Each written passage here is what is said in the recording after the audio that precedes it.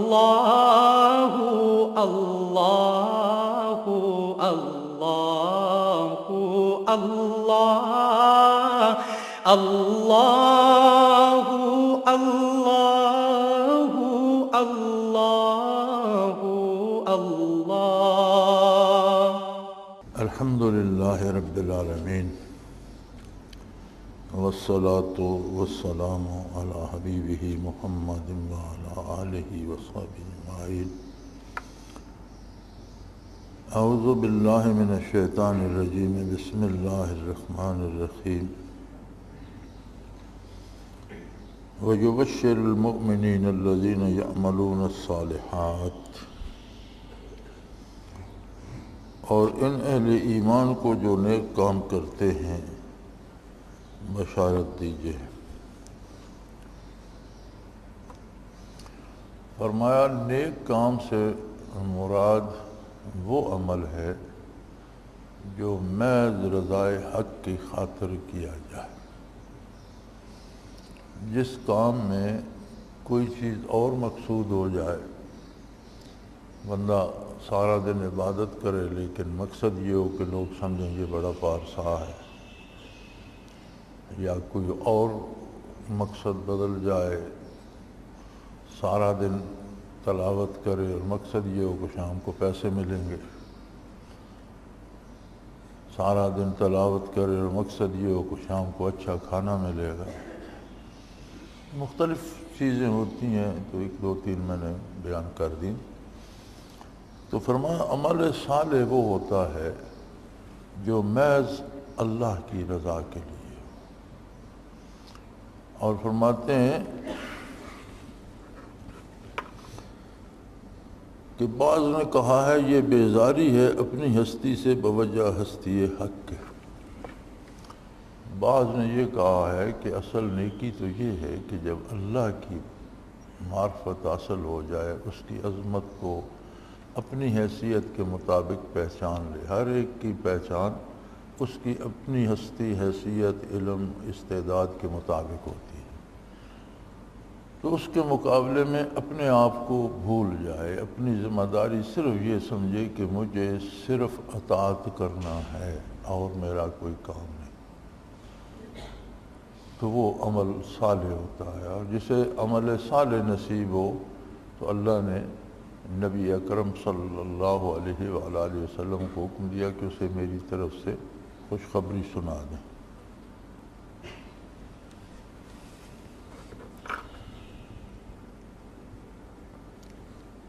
ارشاد ہوا ان لہم اجرا حسنا،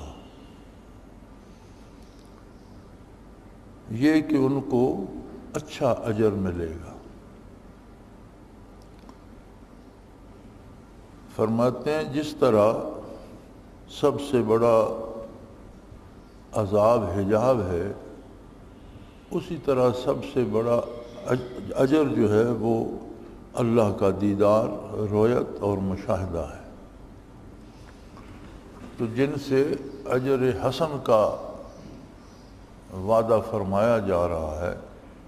تو اجر حسن یعنی سب سے بہتر اجر اللہ تعالیٰ کا دیدار، رؤیت حق اور مشاہدہ حق ہے۔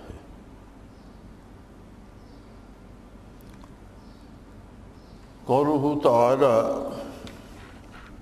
فَلَعَلَّكَ بَاخِعٌ نَفْسَكَ عَلَىٰ آثَارِهِمْ إِن لَّمْ يُؤْمِنُوا بِهَٰذَا الْحَدِيثِ آسِفًا۔ ترجمہ ہے سو شاید آپ ان کے پیچھے اگر یہ لوگ ایمان نہ لائے تو غم سے اپنی جان دے دیں۔ اس میں اشارہ ہے حضور صلی اللہ علیہ وآلہ وسلم کی مزید شفقت اور مخالفین کو موافق بنانے کے اہتمام کی طرف۔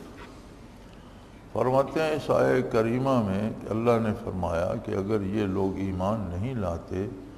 تو آپ صلی اللہ علیہ وسلم کو اتنا دکھ ہوتا ہے،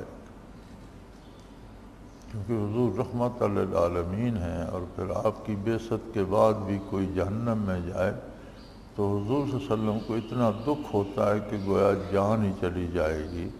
فرماتے ہیں یہ حضور کی انتہائی مہربانی، انتہائی شفقت اور بے پناہ رحمت کی طرف اشارہ ہے۔ جو ایمان نہیں لاتے، اگر ان کے لیے حضور اکرم صلی اللہ علیہ وآلہ وسلم اتنا دکھ محسوس فرماتے ہیں، تو پھر جو ایمان لاتے ہیں، کمزور صحیح، کم علم صحیح اور چھوٹے موٹے اعمال کرنے والے صحیح، بہت بڑی نیکیاں سمجھتے نہیں، اس کے باوجود ان پر شفقت نبوی کتنی ہوگی۔ وہ کسی فارسی شاعر نے کہا تھا کہ دوستاں را کجا کنی محروم، دوستاں را کجا کنی محروم، تو کے بعد دشمناں نظر داری۔ جب تیرا کرم دشمنوں پر بھی ہے تو ان کا بھی خیال رکھتا ہے، تو دوستوں کو محروم کرنے کا سوال پیدا نہیں ہوتا۔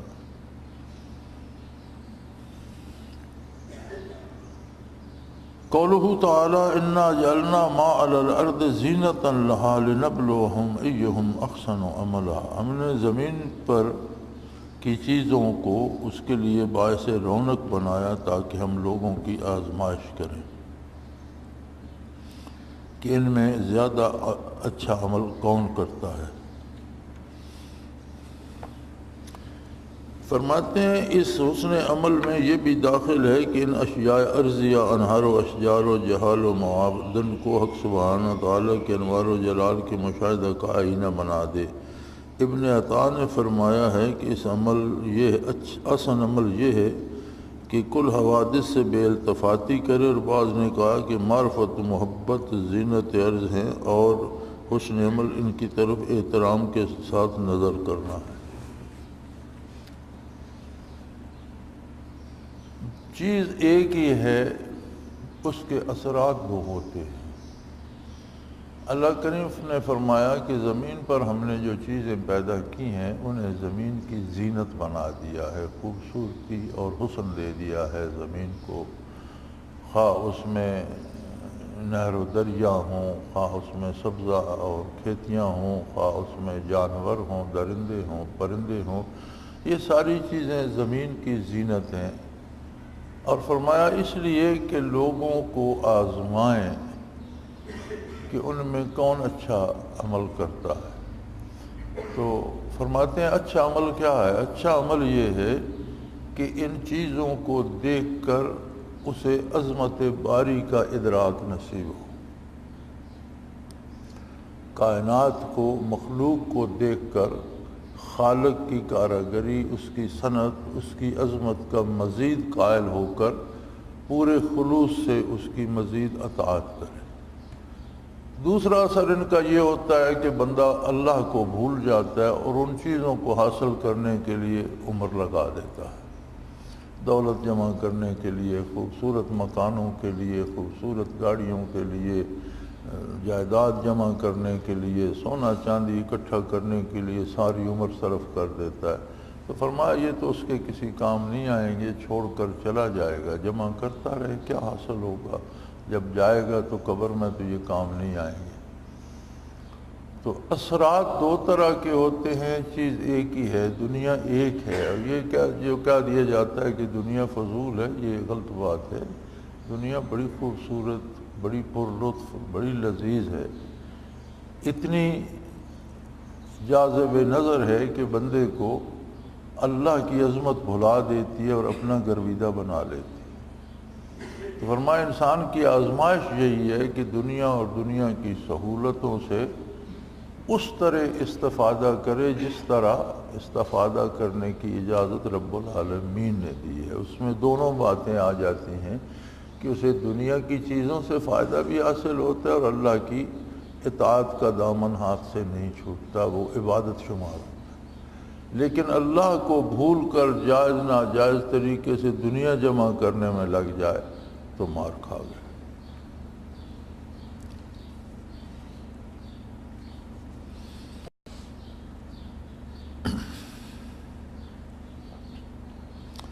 وَإِنَّا لَجَاعِلُونَ مَا عَلَيْهَا صَعِيدًا جُرُزًا، اور ہم زمین پر کی تمام چیزوں کو ایک صاف میدان کر دیں گے۔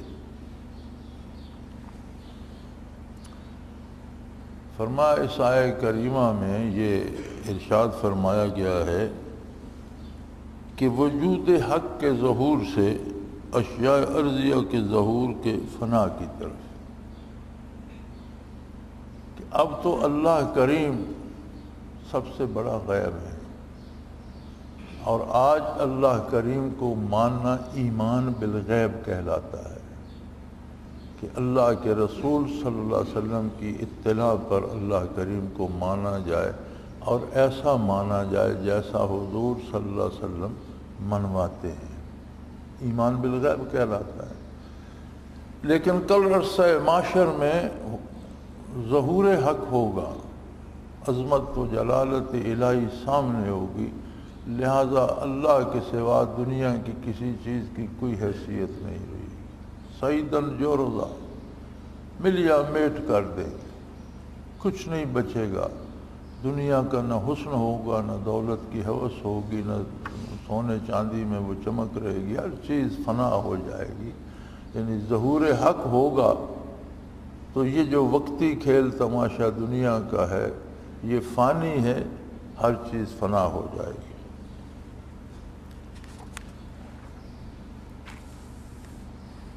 اس وقت اندازہ ہوگا کہ جس نے رضائے باری کو چنا وہ کتنے فائدے میں رہا، اس نے باقی چیز کو چنا، اور جو محض دنیا کی ہوس میں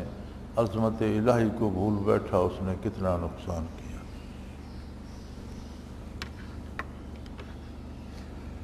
قولہ تعالی فضربنا علی آذانہم فی الکہف سنین عددا، سو ہم نے اس غار میں ان کے کانوں پر نیند کا پردہ ڈال دیا۔ سبحان اللہ۔ 15ویں صدی ہجری میں آ کر آج سائنس نے یہ انکشاف کیا ہے کہ نیند کا تعلق آنکھوں سے نہیں ہے، نیند کا تعلق کانوں سے ہے۔ اگر کان سننا بند کر دیں، سب سے پہلے جب نیند آتی ہے تو ایک حجاب کانوں پہ آتا ہے، جب کان کوئی خارجی آواز نہیں سنتے تو آنکھیں سو جاتی ہیں، اور آنکھیں جتنی گہری نیند میں ہوں کان کوئی آواز سن لیں تو نیند ختم ہو جاتی ہے، جاگ اٹھتی ہے۔ آج کی 15ویں صدی ہجری کی سائنس کی جو تحقیق ہے وہ یہ بتاتی ہے کہ نیند کا تعلق آنکھوں سے نہیں کانوں سے ہے، بصارت سے نہیں سماعت سے ہے۔ اگر آدمی کے دماغ پر غنودگی جب آتی ہے تو وہ اس کی سماعت کو بند کر دیتی ہے۔ کچھ خود بندہ اہتمام کرتا ہے سوتے وقت کہ کوئی کھٹ کھٹ نہ ہو، کوئی شور نہ ہو، کوئی اس طرح کی بات نہ ہو، تو آنکھیں بند ہو جاتی ہیں۔ لیکن جتنی بھی گہری نیند ہو، اگر اسے آواز دے دیں یا کوئی کھٹکا کر دیں تو نیند اکھڑ جاتی ہے۔ تو گویا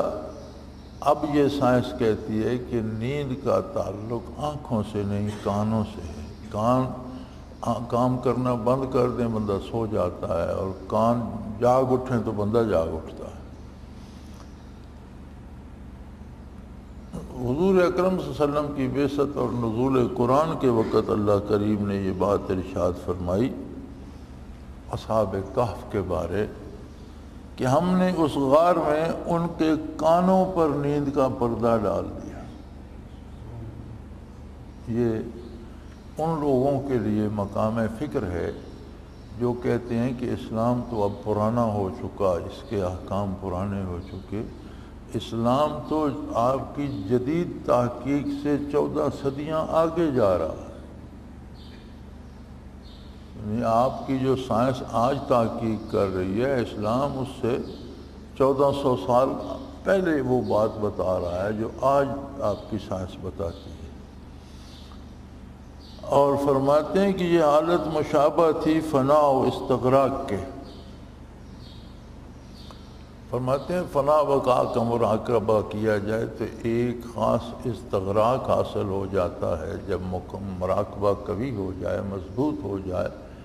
تو ارد گرد کی دنیا و مافیا کی خبر نہیں رہتی، آدمی جاگتے ہوئے بھی کلی متوجہ الی اللہ ہو جاتا ہے اور ادھر ادھر کی باتوں کو نہیں سنتا۔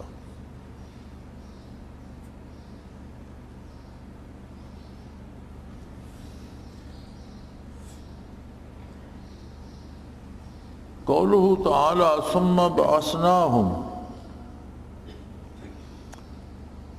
فرمایا پھر ہم نے ان کو اٹھایا۔ فرماتے ہیں سلوک و تصوف میں یہ اشارہ ہے سکر سے صاحب کی طرف، کثرت ذکر اور کثرت مراقبات سے جو مدہوشی جسے استغراق کہا جاتا ہے، جب وہ آ جاتا ہے تو بندے کو سوائے اس کیفیت کے کچھ یاد نہیں رہتا، اور پھر اللہ کریم اسے واپس لے آتے ہیں، جیسے نیند کھل جاتی ہے اسی طرح وہ سکر ختم ہو جاتا ہے، آدمی صاحب میں ہوش میں آ جاتا ہے، وہ کیفیت ختم ہو جاتی ہے۔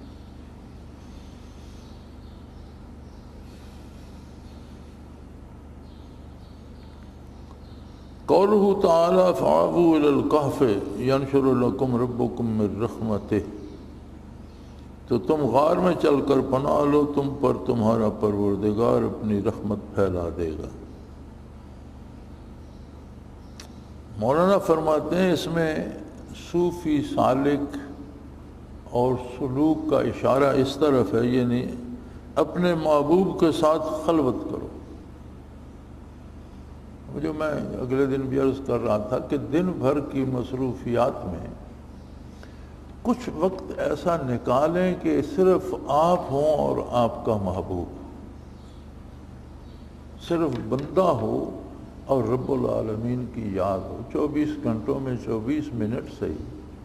لیکن کچھ وقت تو ایسا نکالا جائے کہ خلوت خانہ ہو، روشنیاں بند کر دی جائیں، کسی قسم کی آواز نہ ہو، آوازیں بند کر دی جائیں، اور سکون سے بیٹھ کر دل سے اللہ کا ذکر کر کے، یعنی بندہ ہو اور اس کا محبوب ہو، اس کا مالک ہو، اس کا رب ہو۔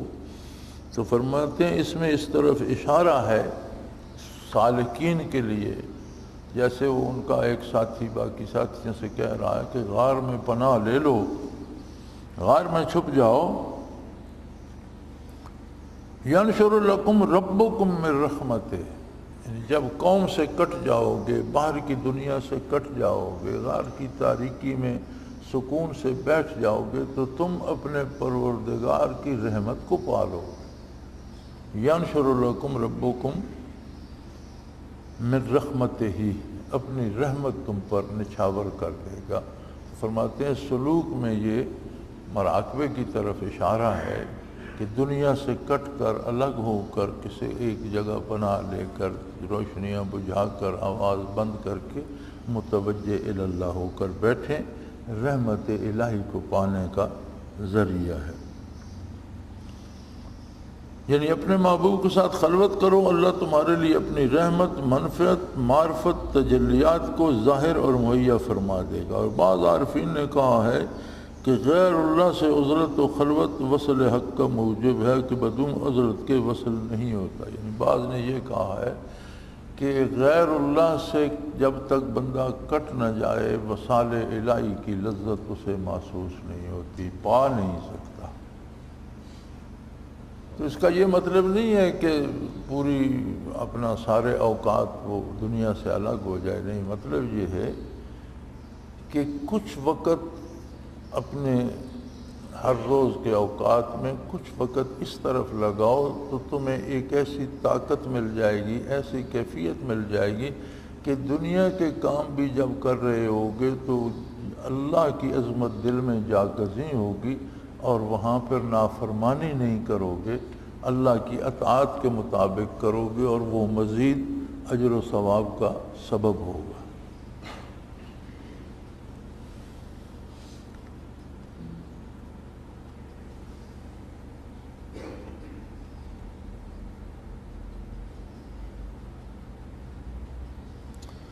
قولہ تعالی وَتَرَى الشَّمْسَ إِذَا طَلَعَتْ تَزَاوَرُ عَنْ كَهْفِهِمْ ذَاتَ الْيَمِينِ، وَإِذَا غَرَبَتْ تَقْرِضُهُمْ ذَاتَ الشِّمَالِ، اور اے مخاطب جب دھوپ نکلتی ہے تو اس کو دیکھے گا کہ وہ دہنی جانب کو بچی رہتی ہے، جب وہ چھپتی ہے تو بائیں طرف ہٹی رہتی ہے۔ یعنی اصحاب کہف کے بارے آ رہا ہے کہ سورج نکلتا ہے تو بھی ایک طرف سے ہو کے گزر جاتا ہے، اور غروب ہو رہا ہے تو دوسری طرف شعاعیں پڑتی ہیں، غار میں سورج کی شعاع داخل نہیں ہوتی۔ فرماتے ہیں اس کی حکمت یہ ہے کہ غار میں روشنی زیادہ نہ ہو کہ اس سے حضور و جمعیت قلب میں خلب پڑتا ہے۔ یعنی اللہ کریم نے جہاں ان پر اپنے انوارات و تجلیات نے چھاور فرمائے، جہاں ایسی استغراقی کیفیت بھیج دی کہ 300 سال انہیں پتہ ہی نہیں چلا، وہاں ظاہری اسباب پر رب کریم نے بھی توجہ فرمائی اور سورج کو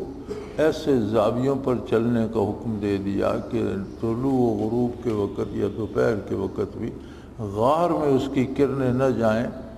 انہیں پریشان کرنے کا سبب نہ بنے۔ فرماتے ہیں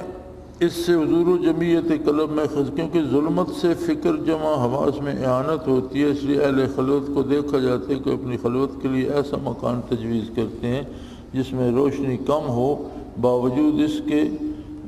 بھی مراقبہ کے وقت آنکھوں کو بند کر لیتے ہیں۔ فرمایا سالکین کا آپ نے رویہ دیکھا کہ پہلے تو جگہ یا مکان یا کمرہ ایسا تلاش کرتے ہیں، روشنیاں بجھا دیتے ہیں جہاں باہر سے بھی روشنی نہ آتی ہو، آوازیں نہ آتی ہوں، اور جب کمرہ ہی تاریک ہے، آوازیں بھی نہیں آ رہی، پھر بھی آنکھیں بند کر لیتے ہیں۔ یعنی پورا اہتمام کرتے ہیں خلوت و تنہائی کا، جتنی خلوت جتنی تنہائی ہوگی اتنا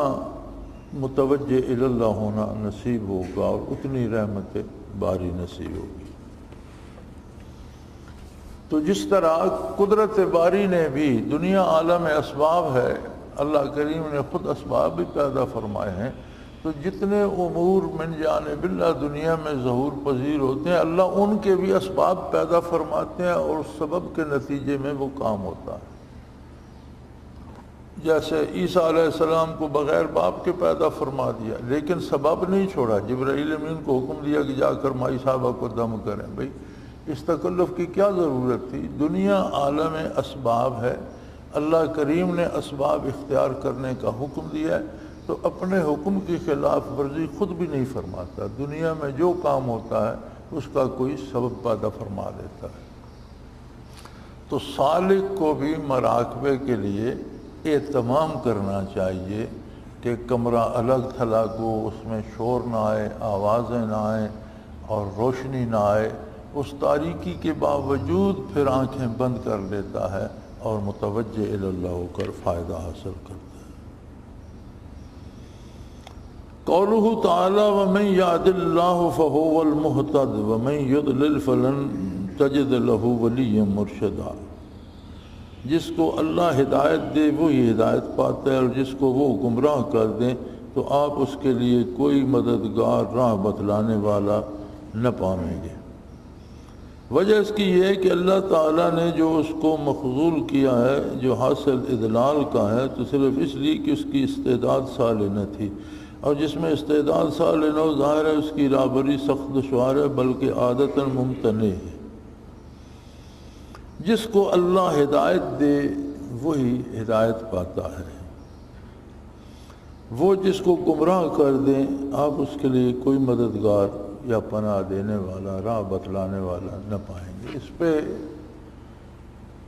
ہمارے روشن خیالوں کو بڑا اعتراض ہوتا ہے۔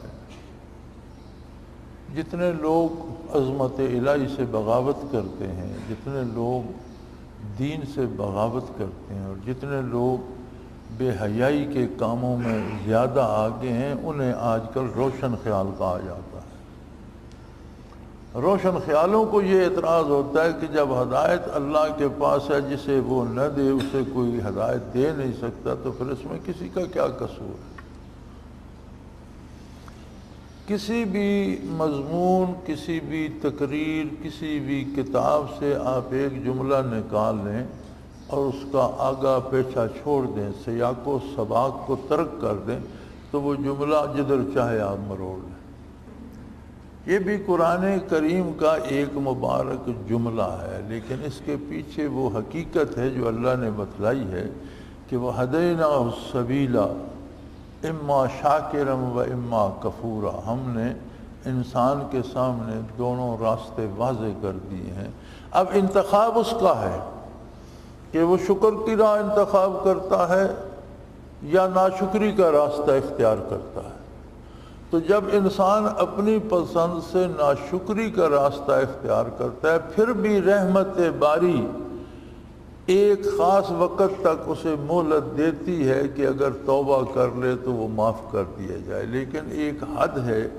اس سے آگے گزر جائے تو پھر مور کر دی جاتی ہے، پھر توبہ کی توفیق بھی سلب ہو جاتی ہے۔ تو اللہ کریم جس کو گمراہ کرتے ہیں اس کی گمراہی کا سبب اس کا اپنا گمراہی کو اختیار کرنے کا عمل ہوتا ہے۔ یہ نہیں ہوتا کہ کوئی بندہ اللہ کریم سے توبہ کرے، اس کی اطاعت کرے اور اللہ اسے گمراہ کر دیں، ایسا نہیں ہوتا، بلکہ وہ بندے کا اپنا انتخاب ہوتا ہے، اس کا اپنا کردار ہوتا ہے۔ اور یہی حضرت نے اس کی وضاحت فرمائی ہے کہ اللہ نے جو اس کو مخذول کیا، رسوا کیا، جو حاصل اضلال کا ہے، یعنی جو نتیجہ گمراہی کا ہے، اس نے گمراہی اپنی پسند سے اختیار کی، پھر بھی فوراً مور نہیں کی جاتی، پھر بھی ایک وقت تک اللہ اسے مہلت دیتے ہیں، لیکن جب اس کی گمراہی ایک حد سے بڑھ جاتی ہے، دل سارا ہی، جس کی تفسیر نبی کریم صلی اللہ علیہ وسلم نے یوں فرمائی کہ ہر گناہ دل پر ایک سیاہ نقطہ پیدا کر دیتا ہے، جو توبہ سے تو دھل جاتا ہے، لیکن بندہ توبہ نہیں کرتا اور گناہ مزید کرتا چلا جاتا ہے، تو وہ نقطے بڑھتے جاتے ہیں کہ رحمت باری تب تک انتظار فرماتی ہے جب تک وہ سارے قلب کو سیاہ نہیں کر دیتا۔ کوئی ایک نقطے کی جگہ بھی جب سفید نہیں رہ جاتی، سارا قلب سیاہ ہو جاتا ہے، تو پھر غضب الہی حرکت میں آتا ہے اور اس پر مہر کر دیتا ہے۔ اب اس کے لیے کوئی ولی، کوئی مرشد، کوئی دوست، کوئی رہنما دنیا میں نہیں ہے جو اسے ہدایت دے سکے۔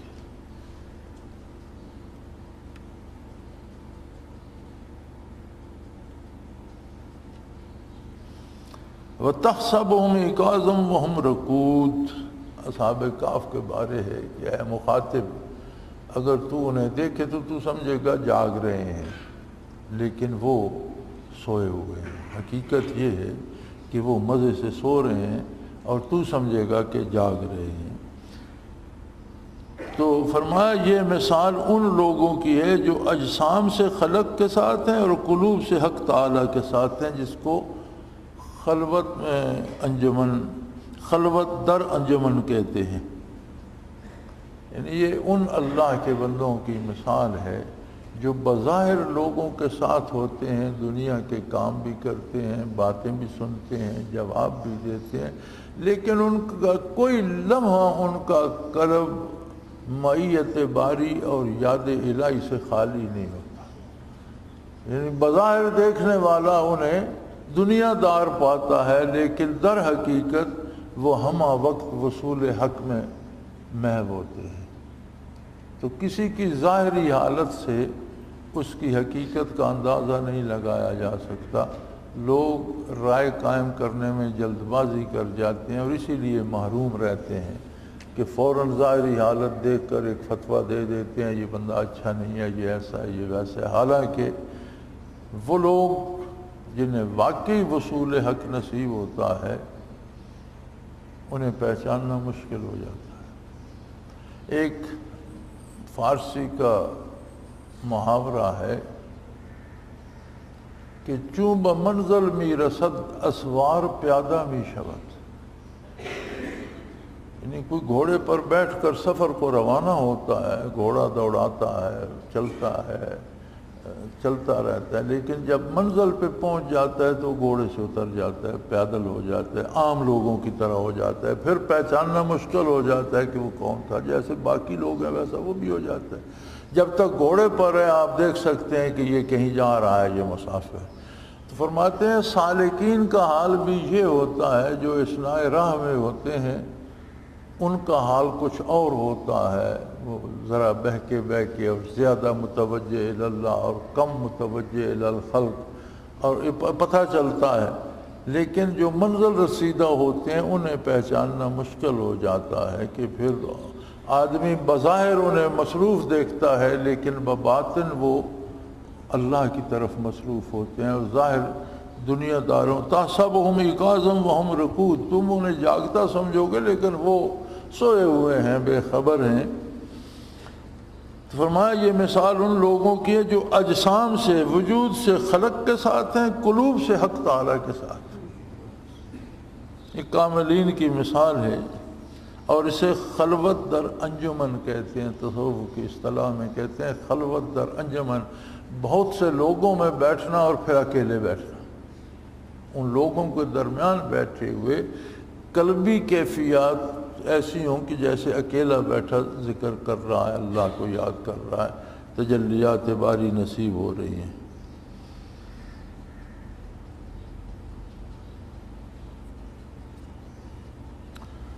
قولہ وقلبہم باسط ذرائعہ بالوسید، اور ان کا کتا دہلیز پر دونوں ہاتھ پھیلائے ہوئے تھا۔ ابو بکر وراق کا قول ہے کہ صالحین کی مجالست و مجاورت غنیمت ہے، اگرچہ مجالست بھی نہ ہو۔ دیکھی حق تعالیٰ نے صحابہ کہف کے ساتھ ان کے کتے کا کس طرح ذکر فرمایا، صرف اس وجہ سے کہ وہ ان کے ساتھ تھا۔ یعنی نیک لوگوں کی محفل میں محض بیٹھنا بھی مجالست یا مجاورت، دو لفظ حضرت نے استعمال فرمائے ہیں۔ مجالست ہوتی ہے مجلس میں بیٹھنا، مجاورت ہوتی ہے دیکھ بھال کرنا، ان کے کام کاج کر دینا، ان کی ضروریات کا خیال رکھنا۔ یہ دونوں اگر نصیب ہو جائیں، اگرچہ مجانست نہ بھی ہو، یعنی اگرچہ اس ہستی سے براہ راست واقفیت نہ بھی ہو، اس سے بات چیت کرنے کا موقع نہ بھی ملے، ان سے کچھ کہنے کچھ سننے کا موقع نہ بھی ملے، پھر بھی مجلس میں بیٹھنا نصیب ہو جائے یا ان کی خدمت کرنا نصیب ہو جائے، تو فرماتے ہیں یہ بھی غنیمت ہے، یہ بہت بڑی اللہ کی مہربانی، یہ بہت بڑا کرم ہے۔ پھر وہ مثال دیتے ہیں کہ دیکھو اب کتے کو مجانست یعنی ان سے کوئی انس یا ان سے بات چیت کرنا یا دوستی تو نہیں تھی، ایک بے زبان جانور تھا، ان کے پیچھے کیا اور غار کے دروازے پر بیٹھ کے، تو اللہ کریم نے اپنی کتاب میں جہاں صحابہ کہف کا ذکر فرمایا وہاں کتے کو بھی بھولا نہیں، اس لیے کہ وہ کتا ان کے ساتھ تھا۔ تو اگر اہل اللہ کے کتے کی قدر ہے تو انسان جو کسی ولی اللہ کے در پہ پڑ رہے، بیٹھا رہے، خدمت کرے، مجلس میں بیٹھ جائے، فرمایا یہ لمحات بھی غنیمت ہیں، یہ بہت اللہ کا کرم ہے۔ قولہ تعالی لو اطلعت علیہم لولیت منہم فرارا ولملیت منہم رعبا، اے مخاطب اگر تو ان کو جھانک کر دیکھتا تو ان سے پیٹ پھیر کر بھاگ کھڑا ہوتا اور تیرے اندر ان کی دہشت سما جاتی۔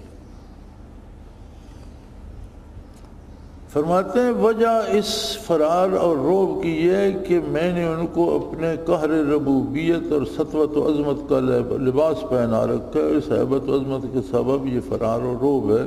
جیسا میں نے جب عصا پر اپنا ہیبت پہنایا تو موسیٰ علیہ السلام کو فرار ہوئی۔ در حقیقت ہماری عظمت کا رعب ہے، جس آئینہ میں ظاہر ہوئی یہ مثال اس ہیبت کی ہے جو اہل اللہ کو عطا ہوتی۔ فرماتے ہیں یہ بھی ایک عجیب کیفیت ہے اہل اللہ کو جو نصیب ہوتی ہے کہ وہ بڑے مہربان، بڑے کریم، بڑے حلیم الطبع ہوتے ہیں، لیکن ان کے پاس ہر جانے والا بندہ کانپ رہا ہوتا ہے، ڈر رہا ہوتا ہے۔ یہ بڑی عجیب بات ہے نا کہ ایک بندہ ترش مزاج بھی نہیں ہے، سخت کلامی بھی نہیں کرتا، عزت سے بات کرتا ہے، اخلاق سے بات، پھر بھی جاتے ہوئے ڈر لگتا ہے۔ تو فرماتے ہیں یہ ہیبت بندے کی نہیں ہوتی، یہ ہیبت الہیہ ہوتی ہے جو وصول حق ان کو نصیب ہوتا ہے۔ پھر مثال دیتے ہیں کہ اللہ نے اپنی ہیبت عصائے موسوی پہ ڈالی اور وہ اژدہا بن گیا، اور موسیٰ علیہ السلام ایک دفعہ تو بھاگ کھڑے ہوئے، اللہ کریم نے روکا کہ نہیں، آپ کو بھاگنے کی ضرورت نہیں ہے، میرے انبیاء میری بارگاہ میں ڈر، آپ اسے پکڑ لیں یہ لاٹھی بن جائے گی۔ لیکن جو ایک بشری اور فطری رد عمل تھا، چونکہ انبیاء بھی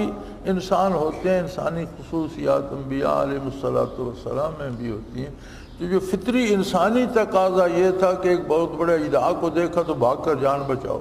تو وہ موسیٰ علیہ السلام پر بھی وارد ہوا۔ فرماتے ہیں اسی طرح اہل اللہ پر ہیبت الہی کا سایہ ہوتا ہے، چیزیں ان سے ڈرتی ہیں، افراد ان سے ڈرتے ہیں، اگرچہ وہ کسی کو جھڑکتے نہ ہوں، کچھ نہ کہتے ہوں، لیکن ایک رعب ہوتا ہے جو ان کی بارگاہ میں لب کشائی سے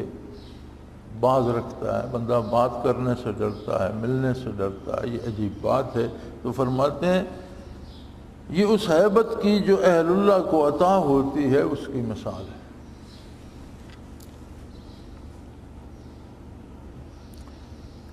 قولہ تعالی فَابْعَثُوا أَحَدَكُمْ بِوَرْقِكُمْ، اب اپنے آپ میں سے کسی کو یہ روپیہ دے کر شہر کی طرف بھیجو۔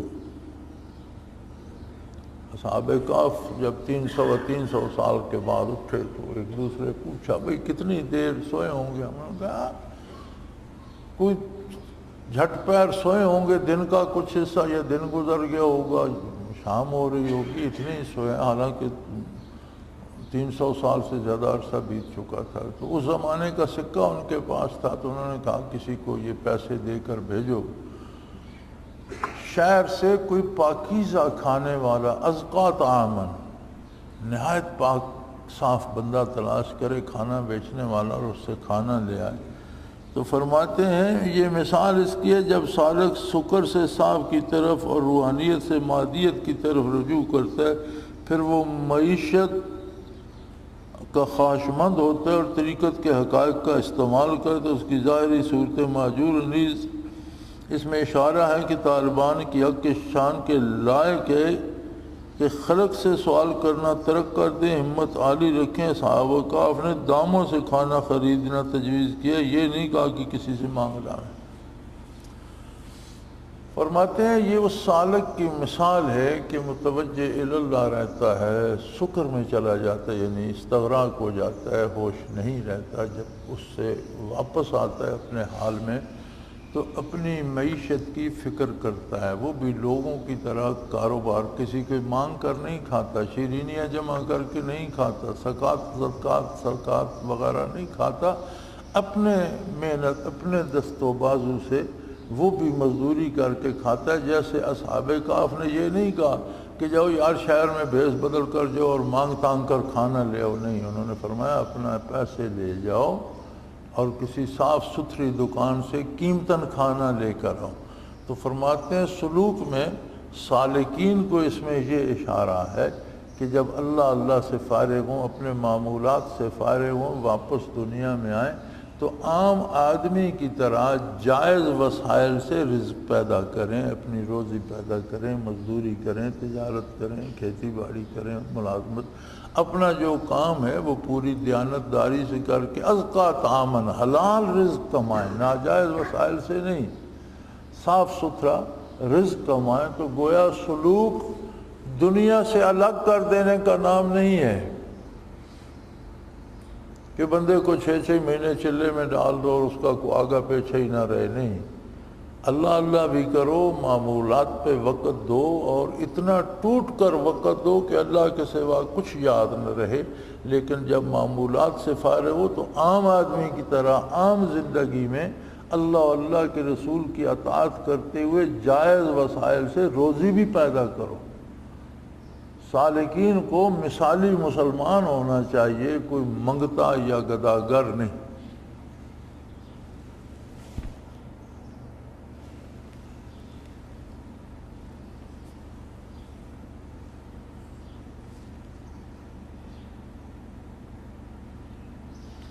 فَلْيَنْظُرْ أَيُّهَا أَزْكَىٰ طَعَامًا، پھر وہ تحقیق کرے کہ کون سا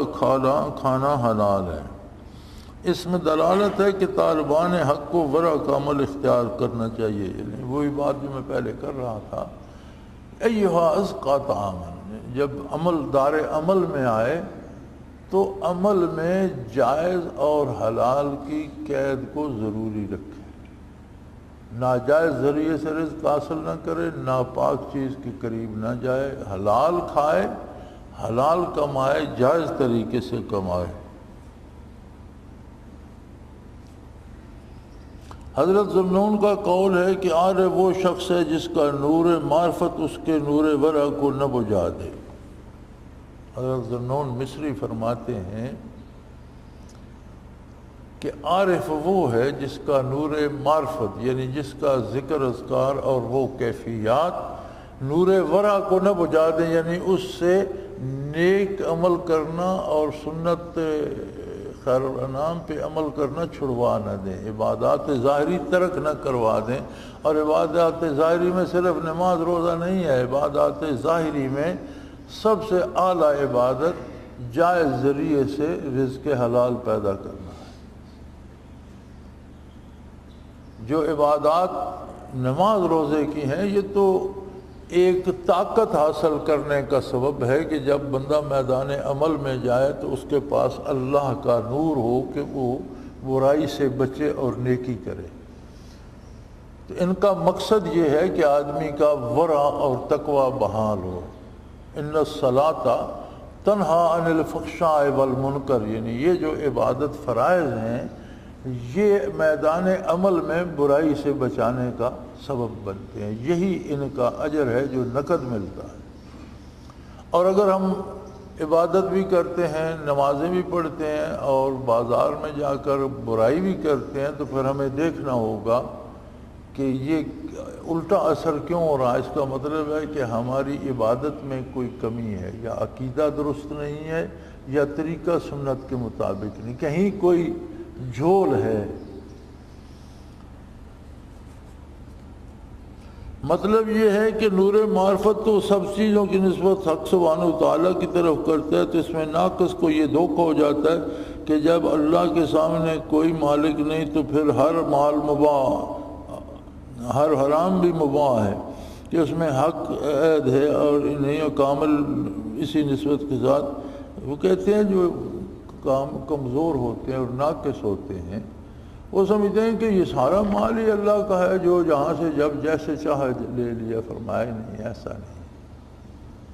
یہ گمراہی ہے۔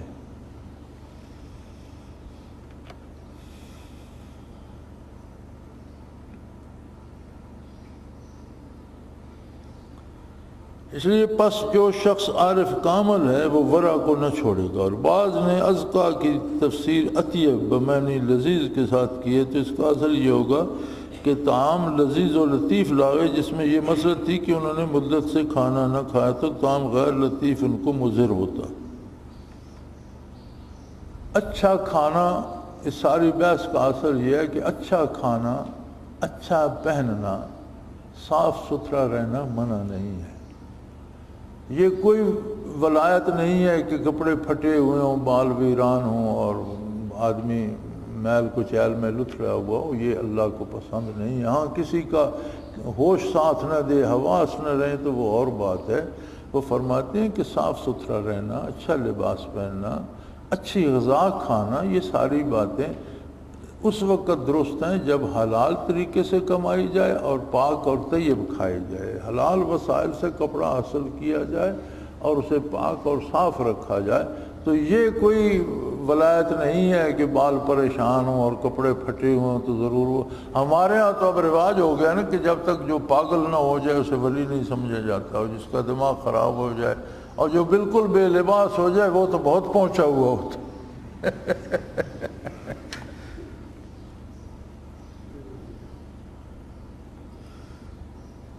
اور اسی طرح بعض مسائل دینیے سے بعض بزرگوں نے، جیسے حضرت شیخ عبد القادر گیلانی رحمۃ اللہ علیہ نے طعام لطیف اور لباس لطیف کو استعمال فرمایا ہے، اور اس کے مسالے کی فہرست بہت طویل ہے۔ فرماتے ہیں سیدنا شیخ عبد القادر گیلانی، جن کا نام اولیاء اللہ کی فہرست میں بہت بلند درجے پر اور مثال کے طور پر لیا جاتا ہے، بہت خوبصورت لباس پہنتے تھے، بہت اچھا کھانا کھاتے تھے، بہت ہی عالی شان امیرانہ طرز رہائش تھا، اس زمانے میں آپ کا درآمد و برآمد کا کاروبار تھا اور بحری جہازوں سے درآمد و برآمد ہوتی تھی، یعنی چھوٹی موٹی درآمد برآمد نہیں تھی، بحری جہاز آتے تھے۔ ایک واقعہ ان کا آپ کو سنا دوں، ضمناً آ گیا یاد۔ تو فرماتے ہیں کہ ایک دفعہ تشریف فرما تھے تو اطلاع آئی کہ ہمارا جو بحری جہاز آ رہا تھا سامان لے کر وہ ڈوب گیا، غرق ہو گیا۔ تو آپ نے خبر سنی اور فرمایا الحمدللہ۔ تو وہ دراصل اطلاع کسی غلط فہمی پہ تھی، کسی اور کا جہاز ڈوبا تھا، یہ ڈوبا ہی نہیں تھا۔ بہرحال وہ اطلاع غلط تھی۔ کچھ دیر گزر گئی، یا دوسرے دن یا اسی دن بعد میں پھر اسی مجلس میں آپ بیٹھے تھے تو اطلاع آئی کہ نہیں جی ہمارا جہاز تو بچ گیا اور وہ ٹھیک ٹھاک ہے، سلامت ہے اور آج یا کل بندرگاہ پہ پہنچ جائے گا۔ تو آپ نے فرمایا الحمدللہ۔ تو ساتھ کوئی مجلس میں بیٹھا تھا، ہوتے ہیں نا ہمارے جیسے بھی بیٹھے ہوئے، اسے بات سمجھ نہ آئی تو کہنے لگا کمال ہے حضرت، کل جہاز کے ڈوبنے کی اطلاع آئی تو آپ نے کہا الحمدللہ۔ تو میں سمجھا شاید اس میں کوئی مال مشکوک یا حرام مل گیا ہوگا اور وہ غرق ہو گیا، تو آپ نے الحمدللہ کہا کہ جان چھٹی اس سے۔ تو آج اطلاع آئی کہ نہیں وہ پہنچ جائے گا تو آپ نے پھر الحمدللہ کہہ دیا۔ تو میری سمجھ میں تو بات نہیں آتی، یا آپ ڈوبنے پہ الحمدللہ کہتے یا اس کے بچنے پہ کہتے۔ تو انہوں نے فرمایا ارے نادان، میں نے جہاز کے ڈوبنے پہ بھی الحمدللہ نہیں کہا اور اس کے بچنے پہ بھی الحمدللہ نہیں کہا۔ مجھے جب جہاز کے ڈوبنے کی اطلاع ملی تو میں نے اپنے قلب کو دیکھا تو اسے کوئی فرق نہیں پڑا تھا، تو میں نے الحمدللہ کہا۔ اللہ کا شکر ہے کہ اس کے ڈوبنے کا کوئی غم میرے دل پہ نہیں۔ اور جب اس کے بچ جانے کی اطلاع ملی تو میں نے اپنے قلب کو دیکھا تو اس پہ جہاز کے بچنے کی کوئی خوشی نہیں تھی، وہ اللہ کی یاد میں محو تھا۔ تو میں نے پھر الحمدللہ کہا کہ اللہ نے میرے قلب کو دنیاوی جھمیلوں سے الگ رکھا ہوا ہے۔ تو میں نے اپنے حال پہ، اپنے قلب کے حال پہ الحمدللہ دونوں دفعہ پڑھا ہے، تو جہاز پہ سمجھ رہا ہے۔ تو آخر دعوانا ان الحمدللہ رب العالمین۔ الحمدللہ رب العالمین والصلاة والسلام علی حبیبہ محمد وآلہ وصحبہ۔ اللہم ربنا لا تقتلنا بغضبک ولا تہلکنا بعذابک واعف عنا قبل۔ اللہم ربنا لا تسلط علینا من لا یرحمنا، انت ولینا فی سفرنا وحضرنا فی مالنا۔ اللہم ربنا سہل لنا امورنا کلہا فی دیننا ودنیا۔ اللہم ربنا نور قلوبنا بنور المعرفة والایمان۔ اللہم ارزقنا حبک وحب حبیبک صلی اللہ علیہ وسلم۔ اللہم ارزقنا اتباع نبیک صلی اللہ علیہ وسلم اتباع خلفاء الراشدین المہدیین، وصلی اللہ تعالی علی حبیبہ محمد برحمتک یا رحمت۔ اللہ اللہ اللہ اللہ اللہ اللہ اللہ اللہ۔ حضرت امیر محمد اکرم آبان مد ظلہ العالی دارالعرفان منارہ ضلع چکوال میں سالہ سال سے قرآن و حدیث کے اوپر خطابات کر رہے ہیں اور سلسلہ نقشبندیہ اویسیہ کے مطابق لوگوں کو ذکر الہی کی تربیت دے رہے ہیں۔ وہ قرآن پاک کی تفسیر ترتیب وار بیان کر رہے ہیں۔ تفسیر قرآن کو وہ موجودہ ملکی اور بین الاقوامی حالات کے مطابق بیان کرتے ہیں۔ موٹر وے سے کلر کہار کے انٹرچینج سے نکلتے ہوئے، کلر کہار کی جھیل سے ہوتے ہوئے میانی، بوچھال اور نور پور سے گزرتے ہوئے دارالعرفان منارہ پہنچ سکتے ہیں۔ حضرت امیر محمد اکرم آبان نے بچیوں اور بچوں کی دینی اور دنیاوی تعلیم کے لیے سقارہ اکیڈمی کے نام سے ایک درسگاہ بھی قائم کی ہے، جس کا افتتاح ملک پاکستان کے صدر جنرل محمد ضیاء الحق نے اپنے دست مبارک سے کیا تھا۔ وہ تمام احباب جو اسلام کی طلب رکھتے ہیں ان سے گزارش ہے کہ دارالعرفان منارہ ضلع چکوال میں امیر محمد اکرم آبان صاحب کے خطابات سے مستفید ہوں۔ وہ ہر جمعے کو نماز سے پہلے بیان فرماتے ہیں۔ ہر ماہ کی پہلی اتوار کو ماہانہ اجتماع ہوتا ہے جس میں آپ خصوصی خطاب فرماتے ہیں اور پاکستان کے چاروں صوبوں سے احباب اس اجتماع میں شرکت کرتے ہیں۔ اس کے علاوہ یہاں سال میں 2 مرکزی اجتماعات بھی ہوتے ہیں، ایک رمضان المبارک میں اعتکاف کا اجتماع اور دوسرا جولائی اور اگست میں 40 دن کا اجتماع ہوتا ہے جس میں روحانی تربیت کی جاتی ہے۔ اپنا خون سیماب دے کر اتنا ہم کر جائیں گے، نام آقا کا چمن میں پھر رقم کر جائیں گے۔